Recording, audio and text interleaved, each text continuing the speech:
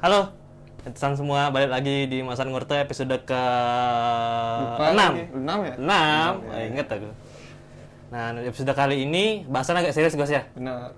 Karena kan ngelihat juga fenomena yang terjadi di internet, terutama Chris ya, dan di kehidupan sekitar gitu loh. Jadi kita ngangkatnya temanya ini gitu. Kayaknya udah naik dari setahun ke belakang ya? Nggak setahun ke belakang juga sih kayaknya. Emang udah Dari kapan sih? kayak dari apa namanya? Pada saat media sosial itu lagi marak-marak itu ini juga udah kecium sih gininya apa namanya? Aura-aura isu-isu yang emang naik ke permukaan. Ya, tapi kan nggak dari dulu ya. Kalau dari dulu kayaknya karena nggak begitu ini. Karena nggak ke Nah, kali ini kita sudah kedatangan teman Masan. Iya, teman Ngurte. Teman Ngurte, ya benar. Teman Ngurte. Teman Masan jadinya. Coba kenalin dulu. Nama saya Gung Sri gitu. Saya dari profesi saya psikolog klinis gitu. Cuma saya juga dosen di salah satu sekolah tinggi dan saya juga sedang mengembangkan layanan psikologi Umah Lentera namanya gitu dengan beberapa temen gitu sih. Jadi masih sebatas online gitu sih kalau untuk layanannya. Jadi panggilannya Gung Sri aja. Gung Sri. Jadi udah buka praktek ya berarti ya? Udah bisa buka praktek mandirinya belum, cuma kita goalsnya di Umah Lentera tuh nantinya sih bakal bikin biro gitu, cuma masih setahun belakangan selama pandemi ini masih sifatnya kayak ya online aja. Kita bikin layanan tapi online, konseling online gitu, atau misalnya mau offline tuh masih ya di tempat umum gitu sih, belum punya tempat base gitu. Jadi udah biasa nangani pasien berarti ya? Udah bisa? Ya. Apa sih istilahnya, pasien atau klien sih kita. Klien ya? Itu di bulan-bulan ini lagi rame yang ini nggak kesana apa gimana? Nah gini, sebenarnya gini ya terkait dengan layanan kesehatan mental.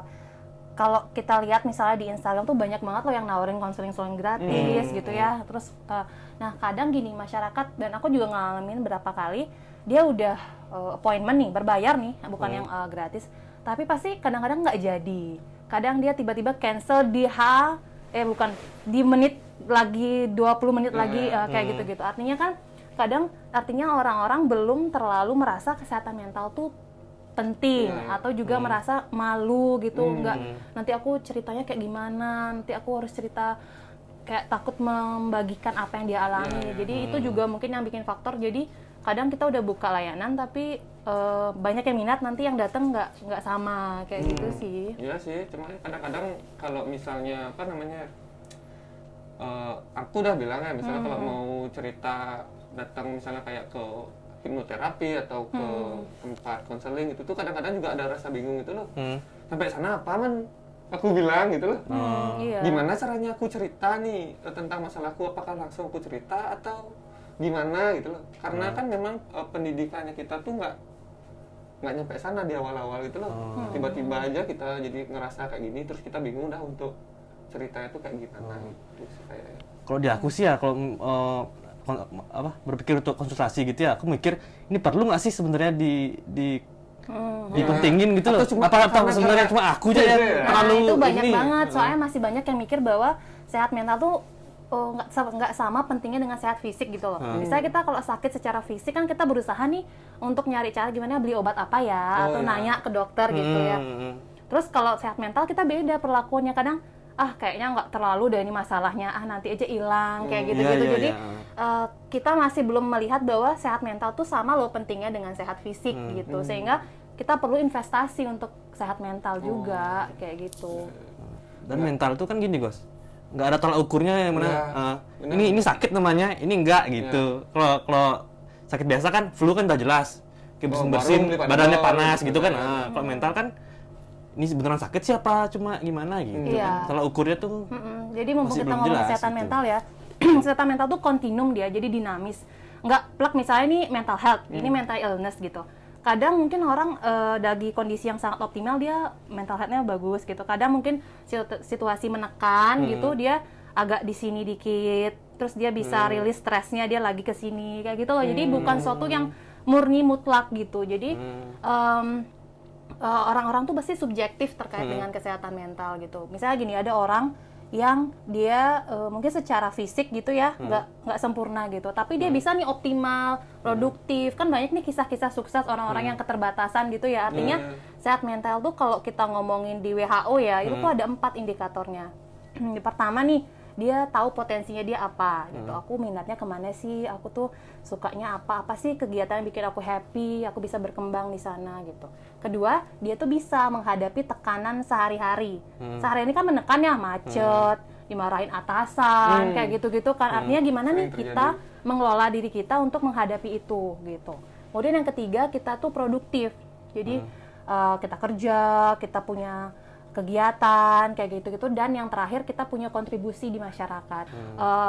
Sehat mental tuh bukan cuma nggak ada masalah mental, tapi ada 4 indikator itu gitu. Secara nggak langsung aku pernah mengalami hal itu sih. Maksudnya dari 4 indikator tuh kayak yang pertama tadi itu apa ya? Mengenali potensi. Pasti pernah tuh loh kayak waktu aku baru lulus. Ini apa sebenarnya aku nih bisanya gitu loh. Bingung jadinya, benar itu jadi langsung kita kayak itu udah langsung down dan lain-lain tuh loh.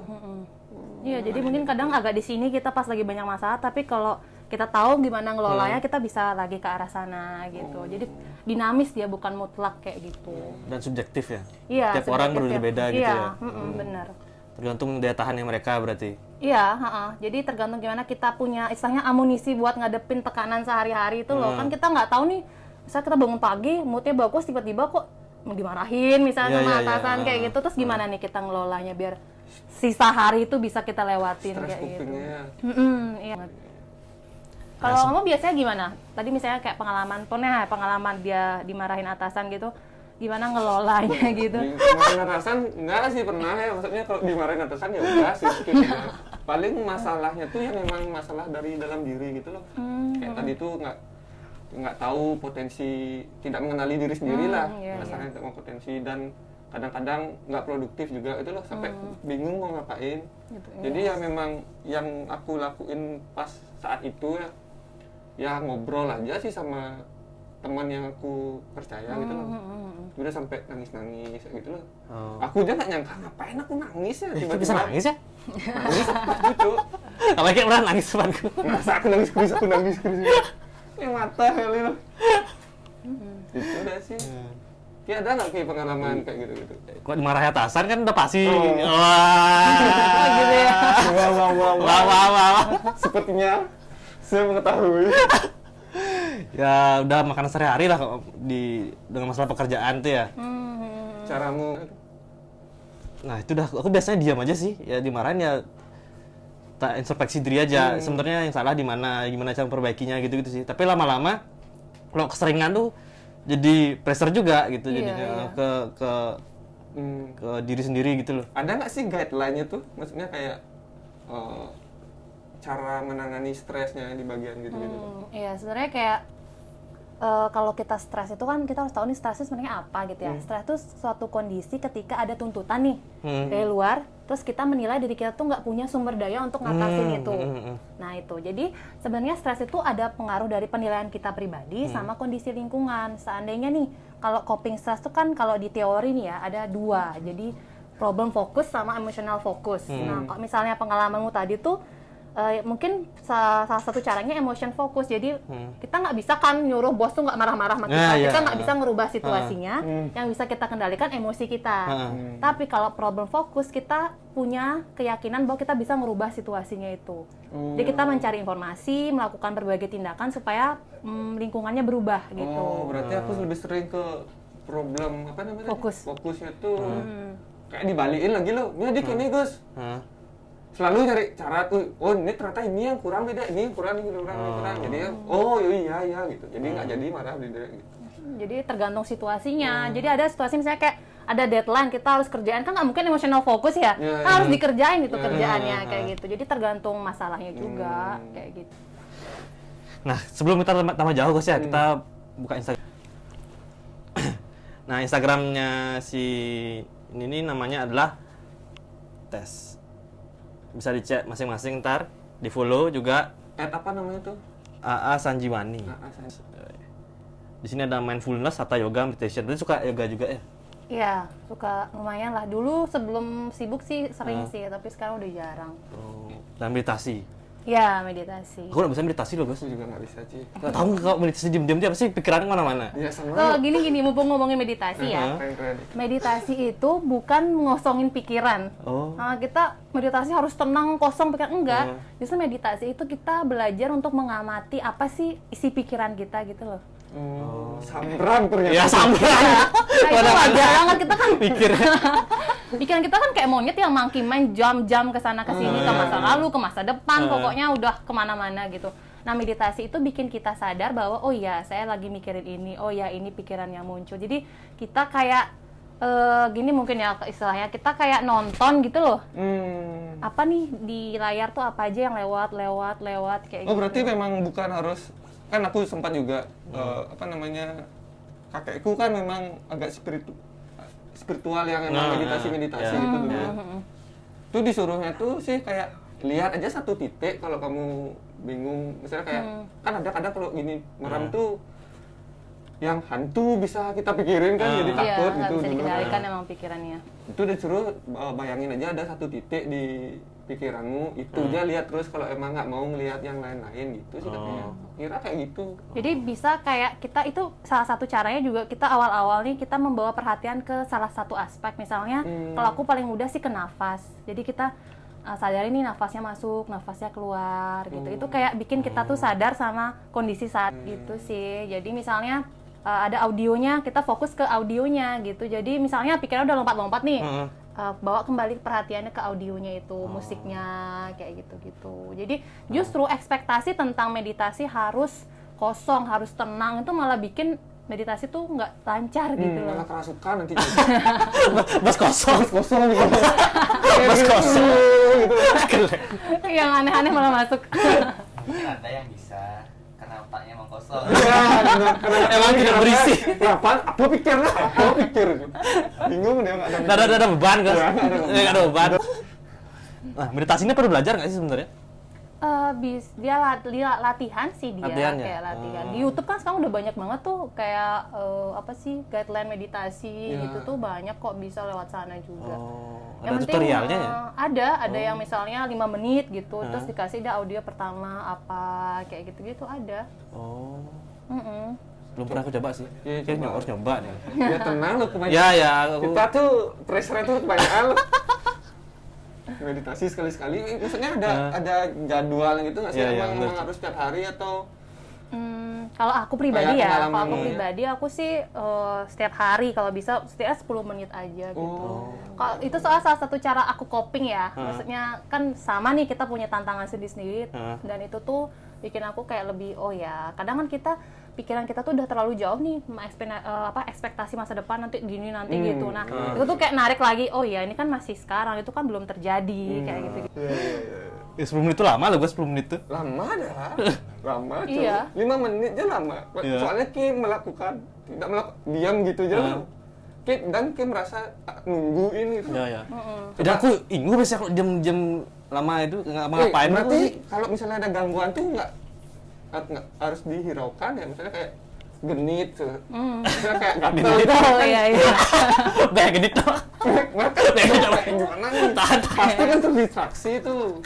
Kalau dulu aku awal-awal belajar gitu kok kayak ngerasa banget nungguin kapan nih musik berhentinya tuh dateng gitu. Lama-lama kayak apa ya? Mungkin karena udah latihan Kebiasaan juga kayak ngerasa kok oh iya nih ada sesuatu gitu. Kadang kalau aku abaikan nih sensasi, misalnya ada sensasi gatel nih gitu, gigit nyamuk gitu misalnya. Kalau kita nggak fokus ke sensasinya tuh dia hilang gitu loh sendiri. Dan sensasi ini paling nggak suka aku kalau diam-diam tuh kesiang-kesiang tuh loh. Apa keseng? Nggak, maksudnya kadang-kadang juga pas lagi kalau sembahyang atau ngapain tuh loh. Kan ada momen-momen di mana misalnya tiba-tiba ada angin terus kita gitu lah, kayak ada yang Iya gitu deh. ya kayak ada yang apa gitu di sekitar kita tuh udah jadi bikin kayak aduh apa nih, langsung dah lihat sana sini. Di apa namanya? Lain selanjutnya ada Umalentera dan Asa Community. Umalentera kan yang tadi mental itu ya. Kalau Asa Community ini apa? Itu ini sih aku join sama dosen itu. Jadi sama sih dia kayak layanan psikologi juga. Cuma itu udah ada ininya, biasanya udah ada kantornya gitu sih. Jadi kalau aku ngambil offline kadang di sana gitu. Jadi di kantor sana gitu sih. Tapi konsepnya sama sih dia. ke arah mental juga. Ya, ngasih pelatihan juga, kayak misalnya ke yayasan-yayasan, kayak gitu-gitu sih. Ada pelatihan apa nih? Pelatihan misalnya apa? Stress management gitu misalnya lagi. Jadi kayak misalnya diminta dari ASA ngisi di mana, kayak konsepnya cuma. Tetap di sekitaran mental health gitu ya? Iya, tentang psikologi. Nah, terus ini ada bisnisnya juga, jual dupa ya? Iya. Oke, buat menjangan ini. Bro. Ya, boleh dirumain, namanya adalah silakan bro. dupa apa? Dupa Darana. Oh, Dupa Darana. Iya. Lupa wangi-wangi gitu ya. Iya, dupa wangi. Iya kan. Kayaknya itu. Siapa tahu lupa biasa loh. Rasa-rasa. Tapi dupa nih bisa ini juga nyambung ke mental sama meditasi juga ya? Bisa. Kan? Nyambung berarti semua yang kamu kerjakan ini sekitaran situ-situ aja berarti ya? Iya sih. heeh. Emang tertariknya dengan hal-hal kayak gini dari kapan? Kalau terkait dengan apa sih bilangnya spiritual ya? Apa sih? Ya gitulah ya. Spiritual, Kalau- mental, dan Ya itu sejak ini psikologi. sih semester akhir sejak aku ikut yoga. Jadi aku kan terus ikut yoga, terus private yoga gitu. Terus dari sana kayak cari-cari tahu tentang yoga dan sebagainya tuh. Terus lama-lama kok kayak ini nyari tahu tentang itu kan ada konsep mindfulness tadi aku tulis itu. Itu awalnya tertarik dari sana karena ada dosen yang inspire gitulah gitu tentang mindfulness, gimana sih kita itu fokus ke here and now gitu loh. Sama kayak konsep Here and now. di sini dan saat ini. Oh, here and now. Banyak masalah mental gitu tuh karena kita nggak sadar sama diri kita gitu loh. Misalnya nih orang marah, dia nggak sadar dirinya marah, terus dia ngelempar atau misalnya memukul gitu. Habis itu dia nyesel kayak gitu kan. Artinya dia nggak sadar dengan apa sih emosi yang dia rasakan, apa sih pikiran-pikiran yang dia pikirkan gitu. Nah, mindfulness tuh kayak konsepnya kita menyadari misalnya sekarang nih aku lagi ngomong, aku sadar badanku di sini, pikiranku juga di sini gitu loh. Kadang kan kita lagi nyetir aja, kadang pikirannya udah di tempat lain. Kayak itu tuh otomatis gitu loh, nggak sadar kayak gitu. Sering tuh kan sering terjadi itu. Iya, itu sih. Jadi mulai tertarik sama itu, baca-baca itu, dan itu lumayan berpengaruh sih ke kehidupan aku gitu. Terus kalau meditasi ini baru sejak pandemi, baru rutin ya, maksudnya full setiap hari gitu. Karena banyak diem di rumah juga sih. Iya, iya kayak apa nih? Wajar aja. Apa Ya, nih? stres bener, tuh bener. kalau tidak di Bener rumah sih. terus kan stres juga. Iya gitu. sih. Iya, kan cara-cara coping kita beda-beda gitu. Kalau misalnya kalian nih apa nih coping waktu pandemi nih cara? Coping itu apa sebenarnya? Kayak cara kita menghadapi stres. Kupeng lagi. Iya, gini gimana cara kalian menghadapi? Anggaplah waktu pandemi kan banyak perubahan nih. Iya, iya. Apa sih waktu itu kalian lakukan biar survive gitu sampai sekarang gitu? Bingung Ya, kan? aku bingung sih kalau ditanya gitu. Kayak duluan, Gas. Aku mikir, Gas. Ya karena kebetulan kita emang lagi kenceng-kencengnya di Masan loh. Oh, Jadi jadi ya, udah ada kegiatan gitu ya? ada Malah kegiatan. ada perhatian teralihkan Iya, gitu ya. teralihkan. Ya. Kadang-kadang bikin. Itu termasuk juga. Awal-awal tuh Iya. kita ngobrol-ngobrol sering juga kan lewat Zoom. Oh, ya berarti nggak. gambar. Main tebak gambar gitu. Lebih ke entertain sih kita ya. Ya, ya. Tidak ke kayak meditasi untuk menenangkan diri. Iya, Lebih kan, untuk menyenangkan diri aja. Iya, cara orang nyelesain itu kan Iya. beda-beda. Cocok-cocokan juga sih. Iya, iya. Kita mungkin lebih hiburan, Gas ya. Iya, kita lebih ke hiburan. Iya, iya, hiburan. Bah gitu kan. Ya, ngomongin gila. Ini cewek-cewek, ini cowok-cowok ya? Belum tahu. Iya. Gibahnya teknis. Oh, iya. Itu sih kalau kita gitu, iya, untuk iya. coping. Malah yang setelah pandemi ini malah jadi tambah stres daripada pandemi kan. Oh gitu. Iya, ke belakang ini kayak lebih ini deh. Ada kok masih ya nih gitu. Iya, iya. Jadi emang harus dicoba lah tuh cara-cara baru lagi. Ya, Tapi kayak susah sih kalau meditasi. Aku udah kepikiran sih kayaknya. Gimana kalau kita meditasi tiap minggu? Wah, di sini di kantor ya. Bareng-bareng. Ini deh, kayak segitu lagi. Suka suara-suara aneh dah. Nah, balik lagi ke ngomongin mental ya. Kan kita menu utamanya kan memang mental di sini sekarang nih. Mental health. Banyak dah anggapan ya kayak orang yang punya apa namanya mental disorder itu kayak dianggap orang-orang lain tuh kayak apa sih, kayak nyari perhatian begitu loh. Itu gimana sih sebenarnya? Gini sih, sebenarnya gini, banyak fenomena atau kasus orang-orang itu kan kita udah banyak banget informasi di Instagram ya, banyak banget nih kalau gangguan ini gini, ciri-cirinya gangguan ini. Nah, kadang sisi negatifnya itu memang tuh bagus ya kita edukasi, tapi kadang gini, orang-orang jadinya istilah kerennya tuh self diagnosis, Self-claim kan, gitu loh. Misalnya nih kamu punya masalah, terus kamu baca, ih kayaknya aku gangguan ini nih, nah gangguan ini. Jadi dia kayak udah berolah bertingkah laku seolah dia udah punya gangguan itu gitu, kok nunjukin keluar lo aku bipolar gitu, aku lo kayak gitu. Jadi padahal Apa ini menurut aku? Enggak.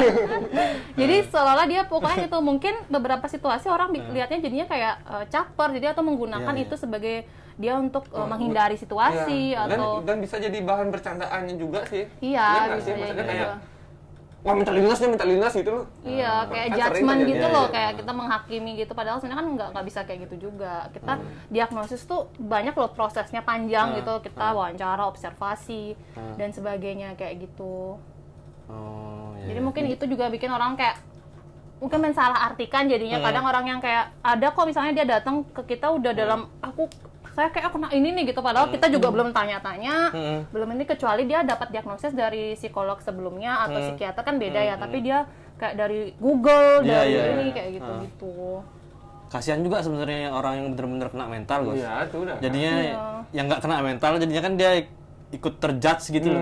Iya benar. Cari perhatian dibilangnya, padahal sebenarnya memang benar dia kayak gitu. Benar Makin nggak? kena mental. Apa? Makin kena mental. Mungkin kena mental. mental. Iya benar.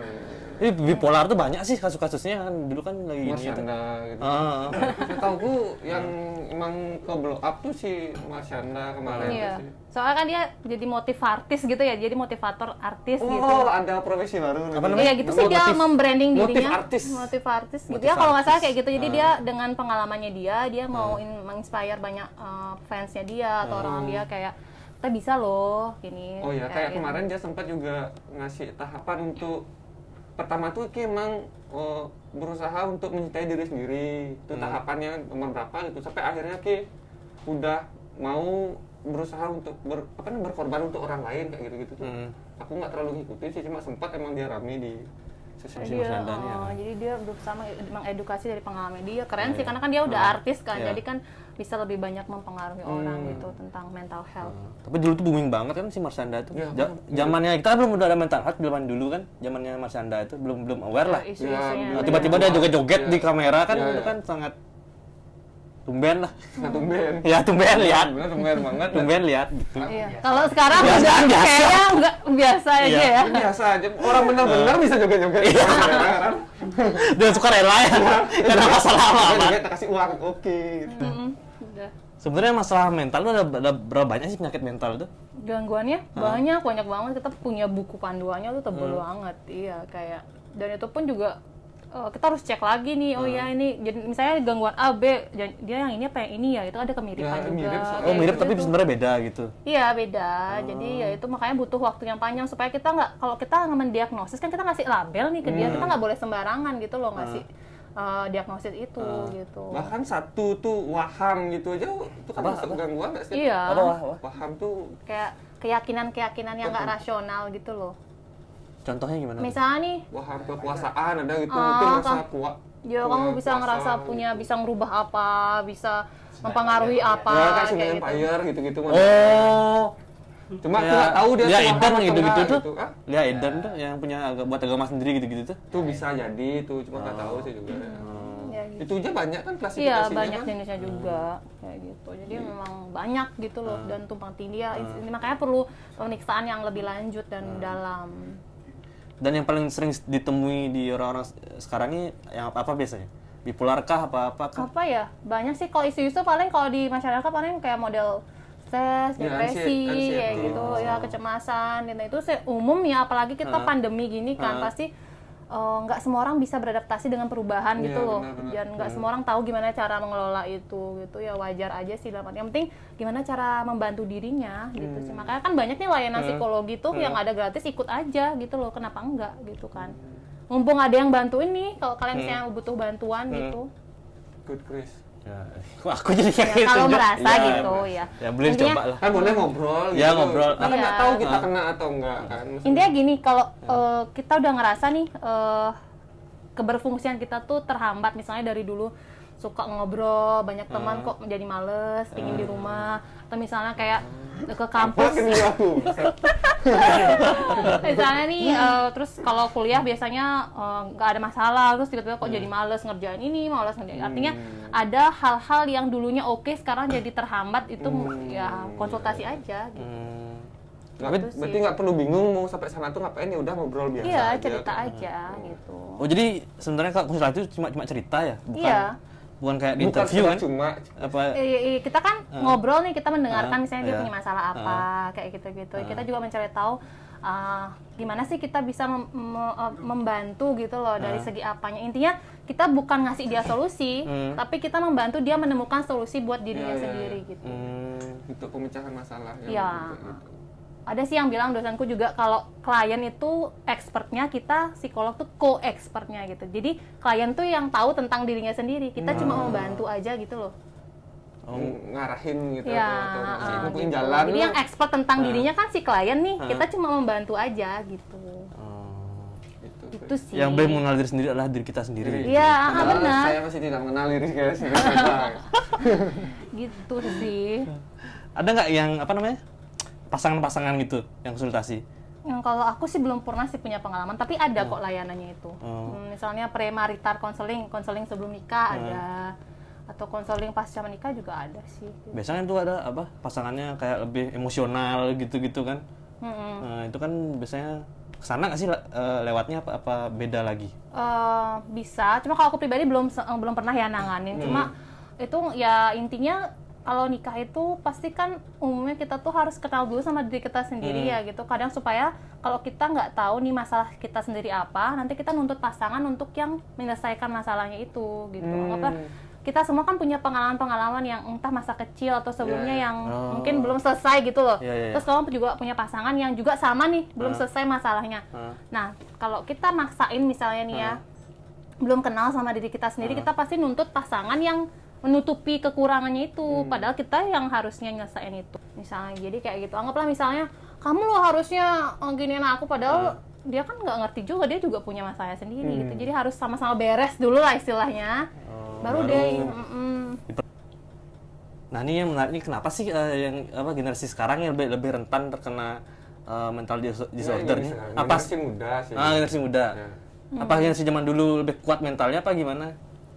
Kalau menurutku ya, apalagi generasi milenial sekarang ini ya, kita tuh udah terpapar sama istilahnya teknologi yang luar biasa gitu ya. Sekarang nih menurut aku, kenapa kemudian kita jadi lebih mudah, lebih rentan, karena kita bisa ngelihat kehidupan orang lain gitu loh.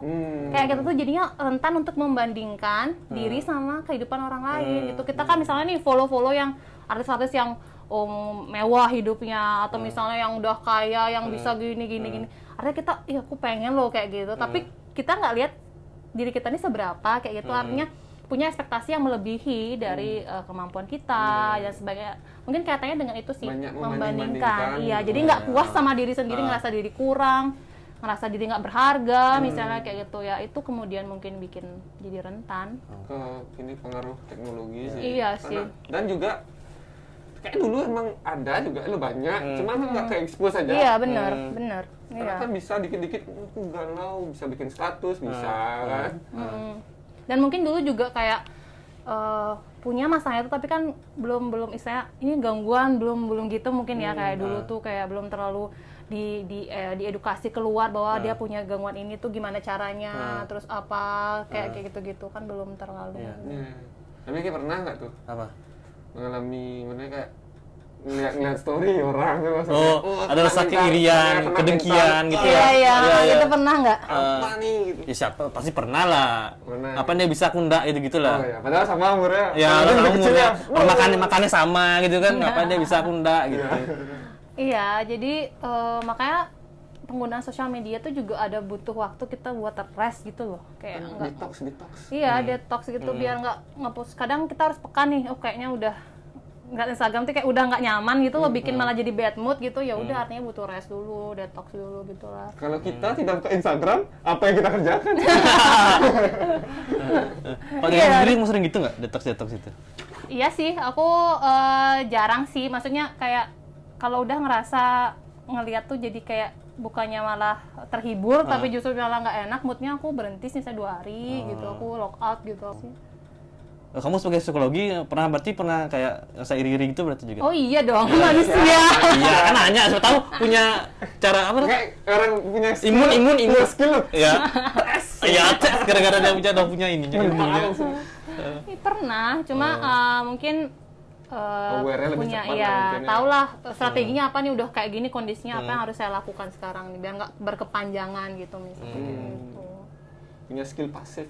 Skill masuk lah. Kalau di game skill pasif, imun, spell immunity. PS. Mage nih guys, mage. Iya.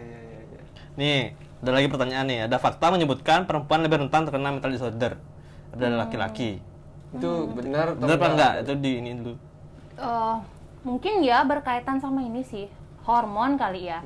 Kayak iya, kayak perempuan itu kan kayak hormonnya lebih gitu ya. Jadi itu mempengaruhi emosi Lebih gitu juga. ya, atau gimana? Lebih apa ya, kadang Deh, nggak ini. stabil gitu. Anggaplah kita lagi fase period gitu, misalnya itu kan ngaruh juga ke hormon. Mungkin itu yang bikin jadi ya dibilangnya lebih rentan gitu sih. Jadi kayak lebih ke emosi kita. Kalau kadang kan laki-laki dibilang lebih ke logika Iya, gitu iya. ya. Kita lebih ke Tapi berarti yang apa namanya?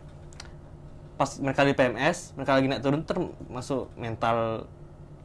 mungkin kayak kontinuum yang aku bilang ya, mungkin dia agak kesini. Ada di fase ya kesini. Iya, tapi nggak sampai ke gangguan, mungkin agak-agak kesini dikit. Terus gimana dia ngelolanya itu? Misalnya kalau dia akhirnya dengan PMS dia jadinya nyalain orang lain, kemudian gak jadiin itu, kamu harus ngerti aku lagi PMS gitu misalnya kan. Kan nggak juga, artinya kita kita udah peka gitu loh.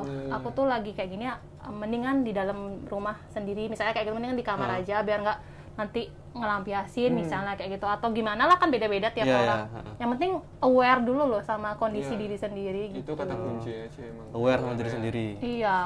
Ini tuh penting guys, kan misalnya kalau kecemasan itu kan kecemasan tiap orang tuh beda-beda dan cara penanganannya tuh beda-beda gitu. Apa sih namanya yang mengapresiasi diri tuh penting nggak sih untuk untuk menghilangkan Apa self reward? ya self reward kan ada belanja berkedok self reward. Iya, iya. Nah, ini loh sebenarnya kalau soal kecemasan ya. Kadang kecemasan itu kita tuh, kenapa aku ngomongin soal mindfulness yang tadi tuh, cemas itu awalnya karena kita nggak bisa bawa perhatian kita ke saat ini gitu loh. Kita kayak terjebak di masa depan gitu loh, bahwa nanti gini, nanti gitu, nanti kalau gini gimana gitu kan. Nah, ketika kita bawa itu ke masa kini, kita bisalah mengolah bahwa oh iya, itu kan belum tentu, itu cuma pikiran kita aja kayak gitu-gitu. Terus kalau berkaitan dengan self reward ya boleh-boleh aja sih, itu kan kita bikin komitmen buat diri sendiri gitu loh.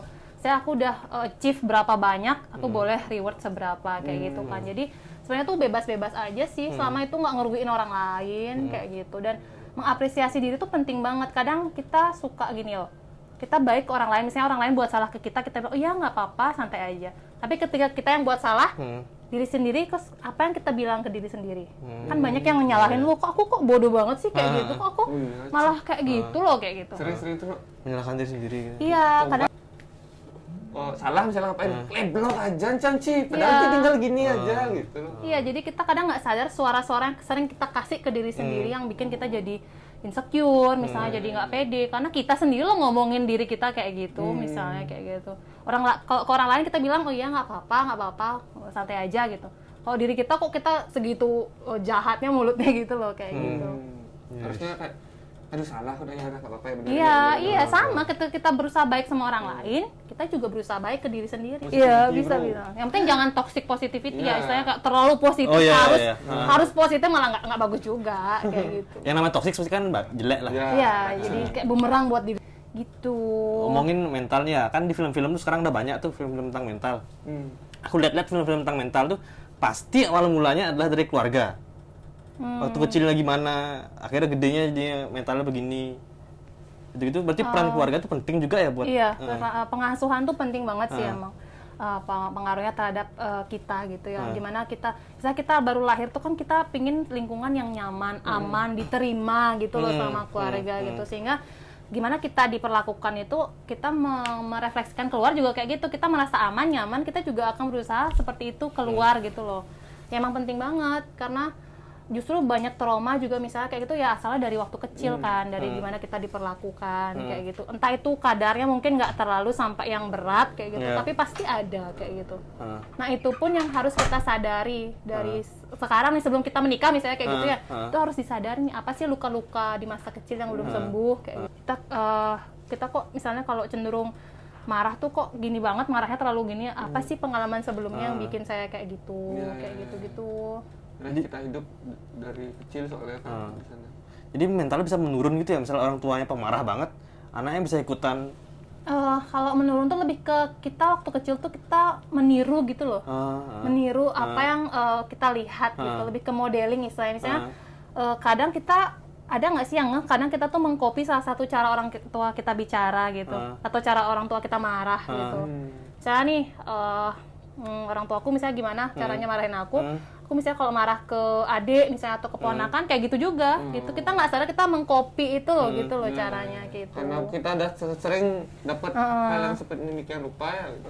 Jadi bisa termasuk menular juga ya, misalnya orang tuanya marahnya yang benar-benar tuar gitu, benar-benar yang ledak gitu, merusak gitu, berarti anaknya ikut tuh bisa. Iya, kita meniru sih, modeling kita dia meniru. Menular sih itu. Meniru gitu ya. Tapi itu masuknya mental juga berarti. Kalau istilahnya kalau dia kemudian dewasa dia nggak sadar dengan istilahnya dia punya luka atau trauma itu, ya nanti dia nggak sadar dia akan melakukan itu ke orang lain gitu. Artinya harus peka kembali lagi. Jadi gimana step awal untuk menjaga kesehatan mental adalah tahu diri sendiri, aware terhadap diri sendiri gitu. Itu benar-benar basic banget. Kita tahu emosi-emosi yang kita rasakan. Apakah misalnya kalau lagi marah, gimana nih kalau saya marah tuh apa yang membuat saya bisanya lebih relax, apa ya, kenapa saya marah misalnya kayak gitu, kenapa saya merasa tersinggung kayak gitu. Jadi harus lebih peka gitu sama diri sendiri gitu. Jadi makanya kayak mungkin kayak tadi yang dibilang ada self love, self acceptance gitu ujungnya. Gimana? Ada pengalaman sebelumnya mungkin ya? Ya begitulah, kalau aku kan mungkin di emosional aja masalahnya, di ininya. Oke, ada nggak masalah Apa? yang kita sadari dan diri Kiki kurang apa gitu? Ya, aku emang masalah di diri aja, maksudnya kayak apa sih? Merasa kurang kayak gitu-gitu tuh loh. Kurang pede. Ya. Maksudnya kan, owner, enggak. Maksudnya ada beberapa hal yang memang ya, kayak aku belum bisa sampai sana. Padahal mungkin orang-orang udah ngelihat, oke, itu udah pantas kok disebut kayak gini, cuma aku nggak bisa nerima itu gitu loh. Kayak masih kurang aja kemampuannya kayak gitu aja sih paling aku. Kurang pede itu termasuk ini berarti. Iya, berarti latihan mengapresiasi diri. Ya, bisa ini apresiasi kayak diri, cara ya, kayak tadi cara gimana sih kita memperlakukan diri itu. Mungkin nggak sadar sering nyalahin, nyuri kayak kok aku kayak gini ya, kok aku kurang gini kayak kurang aja ngerasa diri gitu. Padahal misalnya orang lain udah ngeliatnya udah oke tuh gitu. Ya. Kayak gitu. Karena sering membandingkan tuh masih sulit untuk di apa namanya tuh? Di-cut dulu. Iya. Wajar sih. Iya, wajar. Itu, Bos. Lihat Iya. dikit. Padahal dia baru kemarin bikin sih udah ngantap kali aku udah berapa lama gitu. Kadang gini ya Kak, menurutku pribadi ya, kenapa itu susah? Karena lingkungan pun menuntut kita demikian gitu loh. Kita misalnya biasa aja, terus ada yang kok belum gini sih, itu aja anak tetangga misalnya udah sampai gini. Kita udah ke level sana, ada lagi dibandingin ke yang di atasnya. Artinya kita kayak gimana ya, orang-orang memperlakukan kayak kita tuh harus kayak ini gitu. Kok ini dia bisa, kamu nggak bisa. Itu lihat tetangga sebelah. Itu kan awalnya pasti dari orang tua mulai ya kan. Tuh lihat panak ibu kini. Panak ibunya ranking segini Iya, gitu kayak kan dulu. Jadi kayak ya udah gitu. Dari dulu udah ditanamin kayak gitu. Jadi lama-lama kayaknya dinormalisasi gitu nggak sih, Gos? Gara-gara terus-terusan gitu kan, jadi kita juga bakal gitu ntar mungkin ya. Karena harusnya sih apa namanya, logikanya terus ya orang tua baru yang emang lahir dari generasi kita tuh tidak menerapkan hal itu sih, kalau dia aware juga sama hal seperti ini gitu loh. Bener. Jadi Kalau dia masih- jangan gituin anak kalian nanti ya. Kalau kita mau digituin kan jangan gituin orang lain gitu sebenarnya. Tapi semua ujung-ujungnya berawal dari tuntutan lah ya. Benar. Dituntut terlalu gimana Iya, itu. saya pasti. orang tua pasti punya harapan buat anaknya, tapi kan kita orang tua juga tahu seberapa sih keunikan anaknya. Kan setiap orang beda-beda, setiap anak tuh beda gitu loh. Misalnya kakak sama adik aja beda kelebihannya gitu. Jadi gimana kita menyesuaikan ekspektasinya tuh sama kemampuan anaknya gitu. Jadi kadang kan gini ya, anak SD sama anak SMP kan beda cara memperlakukannya gitu. Kadang orang tua masih kayak sama gitu loh caranya, harus tidur siang, harus apa kayak gitu-gitu. Terus tidur siang sih. Klasik ya pokoknya. Iya. Udah SMA, terus siapa? Kayak gue, kalau aku selain tidur siang mau aku. Kalau sekarang kayak nggak disuruh juga. Iya, kalau nggak disuruh tidur siang. Kalau kayak tidur siang, sekarang pulas kan gak ini. On. Iya, kayak gitu. Ini sebelum masuk kita ngobrolin rumah Lentera ya. Ya. Ini ada kan kemarin kita sempat juga ngelempar pertanyaan gitu ke Instagram. Wih, Dari iya, beberapa punya. pertanyaan udah kejawab sih tadinya, maksudnya kayak masalah meditasi dan lain-lain. Ini ada sih satu yang emang belum kejawab gitu. Satu aja. Mas. Dan semuanya udah kejawab soalnya gitu. Ngapain aku B. tanyain lagi? Dia tuh kayak kalau misalnya kan aku nanya tuh ada yang mau cerita nggak pengalamannya tentang mental health atau quarter life crisis gitu. Dia tuh jawabnya ini menarik buat aku. Dia bilang tuh kalau semakin diceritain tuh malah semakin sakit. Logikanya bener sih. Jadi kan kalau dia mau cerita tuh kayak aduh nanti aku tambah sakit. Gimana nggak Ngerti. masuk pertanyaannya? Menurutku kalau itu makin sakit artinya tuh belum sembuh. Maksudnya lukanya belum sembuh gitu loh. Sama kayak misalnya kita habis diputusin nih misalnya ya, kalau kita udah biasa aja sama mantannya itu, kita kayak ngomongin itu nggak masalah deh, kayak ngomongin mantannya. Tapi kalau misalnya masih ada rasa, masih ada kayak gimana, pasti ngomongin malah jadinya keinget lagi gitu. Nah berarti kan itu belum sembuh. Dia tuh seharusnya kan cerita, tapi kalau dia cerita kan dia sakit lagi nambah. Itu gimana tuh treatmentnya jadinya? Mungkin dari psikolognya kayak dari gimana cara menggali informasinya iya, itu gitu. Mungkin kita kadang ya itu sih resikonya juga kita jadi psikolog harus tahu gimana membuka luka itu biar nggak dia malahnya jadinya tambah nggak nyaman gitu. Harus saya kita membangun kedekatan dulu bahwa dia trust sama kita, dia mau membagikan itu ke kita gitu loh. Gitu sih kalau Jadi gimana cara ngulik-nguliknya aja ya? iya. Dan membuka luka tuh biar nggak terlalu keras ngopek Iya, gitu. jadi Hati-hati tipis-tipis. ada teknik-tekniknya gitu Itu pendekatannya. Siapa yang nanya itu saya tidak apa. Siapa nanya? Apa nih? Nah, kita Oh, rahasiakan. enggak mau di ini. Iya. Jangan ya. Ya malu. Kan udah mau dia Rahasia. nanya gitu Ya, loh. ya, Nanti ya, bener kita omongin nanti enggak mau dia nanya. Ya, namanya ngomongin orang. Harus sini. Gibah. Iya. Aduh. Ada satu film tuh yang penonton tuh ya. Si pasiennya ini kayak denial gitu loh. Denial. Dia sebenarnya punya mental, tapi dia enggak kok, aku biasa aja, aku sehari-hari biasa, tapi sebenarnya dia emosional. Kamu ada nggak pernah nangani orang kayak gitu? Biasanya orang yang denial tuh nggak mungkin dia ke psikolog. Karena dia nggak ngerasa dirinya bermasalah gitu. Kadang yang ngeluhin tuh pasti orang-orang sekitarnya dia. Dan itu susah kalau kita paksa dia gitu. Karena dia nggak ngerasa ada masalah, gimana kita mau bantu, dia nggak mau dibantu kayak gitu. Biasanya tuh apa ya, susah sih kalau kayak gitu. Intinya mungkin dari keluarganya dulu mungkin atau lingkungannya bahwa gimana menyampaikan bahwa kayak kamu ada gini dia terkait emosi, gimana kalau cerita aja dulu ke profesional gitu. Kadang gini soalnya kalau kita ke dokter kan kita pede bilangnya mau kemana habis dari dokter gitu. Kalau habis dari psikolog, habis dari psikiater pasti kan habis dari mana? Budok ya gitu. Iya, jadi kayak judgement masyarakat tuh emang masih keras banget gitu. Budo, langsung budo ya baru. Kayak kena sakit mental tuh udah dikira sakit jiwa gitu loh. Iya, jadi masih kayak gitu di masyarakat. Jadi kan mungkin itu juga yang bikin orang-orang kayak datang nggak ya, udah bikin appointment nggak datang misalnya kayak gitu. Jadi ya pasti minta dirahasiain kayak gitu ada aja. Tidak apa rumah Lentera ya? Ya, di rumah. Sejak kapan itu adanya? Kita sejak Juni 2020 sih. Pas Lahir di saat pandemi. iya, jadi baru pas- aja. Iya baru banget. Jadi kan kita nih baru lulus S2 nih sama teman-temanku kayak kita tuh bikin apa ya gitu loh, kayak mau nggak kita bikin gini kayak Lentera, tapi kita tujuan utamanya tuh maunya bikin biru, cuma waktu itu kan kayak sumber daya juga masih kurang dan sebagainya, udah bikin di IG aja dulu, kayak edukasi IG live atau konseling kayak gitu-gitu. Jadi ya masih proses sih untuk menuju itu biru itu gitu. Itu membernya berapa orang ya? Kita bertiga sih sama teman-temanku. Udah ini kan? Belum. Jadi waktu kita sama-sama S1-nya di ini Udayana, terus S2-nya kan Mencar gitu. Iya. Tapi kita gini lah. Selama ini udah nangani berapa klien? Hampir Berapa bukan ya? pasien. Ya lumayan. Cuma gitu ya, kayak masalah tadi sih misalnya kayak udah janjian nggak dateng kayak gitu. Tapi rata-rata berapa ya? Puluhan? 20-an belum. Belasan sih kayaknya. Belasan? Ha-ha. Oh, balik. Lah. Tapi biar sebelum jauh kita ngobrolin itu namanya kan Umah Lentera, kenapa bisa Umah Lentera gitu? Ada filosofi. Ada sih. Jadi kayak kita tuh pingin orang-orang tuh jadi cahaya buat dirinya sendiri sama jadi cahaya buat orang lain gitu. Jangan kayak gitu, bagus tuh ini. Bagus, makanya anjas tuh bilang. Aku ikutan jadi aku ngomong gitu.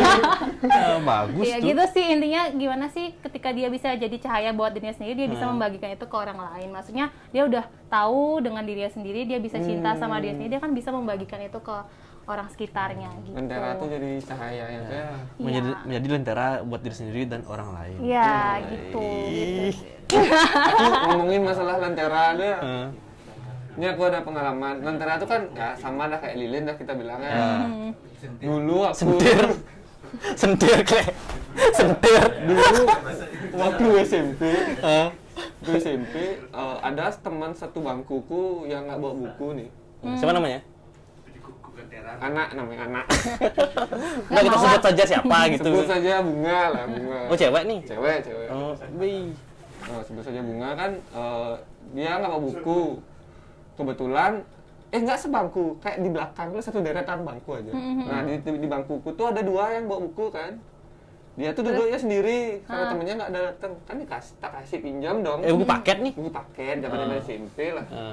Si pinjam ada guru kan pelajaran budi pekerti tuh. Ditanya lah sama gurunya, kamu mana bukunya? Di belakang bu. Ngapain dipinjemin ke temannya? Dia nggak bawa buku bu. Ini contoh yang tidak baik. Karena dia merugikan diri sendiri untuk orang lain. Sampai sekarang aku bingung dulu gimana konsep guru budi pekerti ini kok ngajarinnya kayak gini. Gitu. Bantu orang lain dibilang jelek ya? Modelnya dia kayak itu diibaratkan tuh sebagai lilin, aku tuh diibaratkan sama dia tuh sebagai lilin. Karena mau berkorban untuk nerangin orang lain. Gila yang bener juga tuh sih. Gila dibilang sama dia. Logikanya kan orang nolong orang kok bisa. Juga kan aku masih ada buku lagi satu yang bisa dipakai berdua gitu. Kenapa bisa disalahin gitu loh. Coba spill nama gurunya. Enggak, aku lupa nama gurunya siapa. Jujur aja, unfortunately. Kayak Android gitu loh. Kalau perusahaan unfortunately. Jadi padahal udah niat bantu ya, malah disalahin. Kalau ya. misalnya aku nggak ada bukunya, aku pinjemin ke dia, baru goblok namanya aku kan. Rugi Kan. Kalau ini udah ada buku bisa dipakai berdua kan, di belakang nggak ada buku, ya udah pinjemin aja nggak ada masalah. Iya, ya bener juga. Tapi kayak suka sama cewek itu. Biasa aja. Biasa aja. Nanya aja aku. Mungkin dia suka sama aku cuy. Setelah kejadian itu ya. Kasih buku besoknya ke TV. Nih, ya gua ada nih gitu ya. Oh iya, makasih ya. Ini Lentera nih ada program-program gitu nggak? Maksudnya yang memang bisa menangani apa saja gitu loh. Kayak tadi kan aku lihat di Instagram itu ada ngasih seminar tentang apa namanya? HRD atau apa tuh ya? Karir. Karir gitu. Iya. Kita gini sih, selain kita layanan konseling, kita juga bisa misalnya mau tes IQ gitu, misalnya buat anak-anak bisa, tes minat bakat gitu bisa juga. Sama kalau misalnya permintaan narasumber itu kita ambil juga sih di beberapa instansi, kita udah gini sih, udah diundang. Berarti tidak melulu soal kesehatan mental aja, lebih ke psikologis. Ya. Jadi boleh dah dikasih tahu IG-nya, habis itu cara menghubunginya gimana, konsultasi kayak gimana. Teman-teman silakan untuk yang berminat bisa follow @umahlentera. Kita juga ada fanpage Facebooknya Umah Lentera juga. Di sana ada banyak informasi psikologi, edukasi dan layanan psikologi gitu, di @umahlentera. Kalau mau nanya-nanya bisa DM langsung ya? Iya, bisa DM, di situ juga ada kontak personnya sih, bisa langsung. Tidak dimarah guys. Apakah soal konsultasi itu bisa dikasih omongan aja, apa ada obat-obat yang Gini, kalau kita psikolog itu kita nggak punya wewenang untuk ngasih resep, itu psikiater ya. Beda ya? Iya, kita biasanya ngasih terapi, ngasih ya itu konseling gitu. Jadi kalau misalnya itu udah ke arah yang butuh obat atau misalnya kayak farmako gitu, farmakoterapi ya kita refer farmakologi itu kayak pengobatan butuh medis gitu loh, kayak butuh dia minum obat atau dikasih treatment obat, ya kita refer ke psikolog, psikiater gitu. Aku baru tahu tuh beda loh psikologi jiwa. Gitu. Jadi punya wewenang untuk bisa ngasih resep. Kita kan nggak, kita cuma ngasih terapi kayak gitu. Jadi kita sebenarnya kolaborasi sih sama psikiater juga gitu. Sama seluruh gini lah. Iya, seluruh tenaga Teman-teman kesehatan. sejawat. Iya. Gitu istilahnya kan teman sejawat. Seluruh sivitas. Apa aja ada emang psikolog, psikiater, apa lagi ada? Ada banyak ya? Perawat kan ada juga. Iya. Perawat jiwa ada juga. Tergantung ini genrenya. Ya, aku pernah perawat di rumah sakit jiwa. Nggak pernah ya? Pernah sana. Enak sana enggak? Yang kemarin enak. Diam aja orang dia yang kerja sendiri itu loh. Siapa kerja sendiri? Maksudnya dia dilatih dia untuk misalnya kayak apa ya, makan obat tinggal gitu aja kita datang dah mereka kasih dah obatnya. Nggak ada Disuruh yang mandi. ngamuk-ngamuk gitu? Enggak sih di tempatku enggak ya. Oh. Mandi yuk mandi gitu. Oh mandi mau ada ngambil anduk gitu loh. Biasa aja dia itu. Biasa kayak ngobrol misalnya kayak aku ngobrol sama dia tuh loh. Mas saya punya gambaran bagus gitu. Mana coba gambar, suruh gambar, mau udah dia gambar. Nih gambaran saya gitu. Kemarin dia pengen dapat gini sih apa namanya? Pujian, Bagus nih, pujian. bagus gambarnya keren. Dikeluarin dah semua langsung gambar-gambarnya dia. Ya pesan dah terakhir lah untuk teman-teman yang tengah atau gimana. Oke, gitu. mungkin. Mungkin ya. Aduh nggak mungkin lah ini. Jadi Yang ingin konsultasi mungkin lebih cocoknya enggak? Ya, Tapi ragu-ragu. Gini nambah apa tuh? Aware. Kan kadang orang tuh kayak ragu dia kesana. Ya, itu dah. Ya gitu. mungkin gini ya, kesehatan mental tuh sama pentingnya dengan kesehatan fisik gitu. Jadi investasi kesehatan mental tuh juga perlu. Intinya kita perlu menghargai diri kita sama seperti kita menghargai orang lain gitu sih. Jadi jangan takut untuk cerita, karena dengan cerita kita bisa meringankan masalah yang kita ada. Iya. Oke, makasih teman-teman yang udah mau nonton sampai di menit terakhir Chris ya. Ya. Makasih juga buat Gung. Udah menyempatkan Makasih. waktunya. Iya, Waktunya untuk makasih datang ke juga. sini untuk membagikan pengalaman-pengalamannya terkait Mental. apa sih yang nyebutnya kita mental disorder atau Kesehatan mental kesehatan aja. mental Iya. ya, terkait kesehatan mental. Tadi juga udah dapat pesan kalau mau datang silakan datang ke apa namanya Umah Lentera untuk konsultasi juga. Jangan lupa komen, like dan subscribe channel masan.id dan jangan lupa juga share ke teman-teman kamu guys ya guys. Terima kasih buat semuanya. Dadah. Dadah.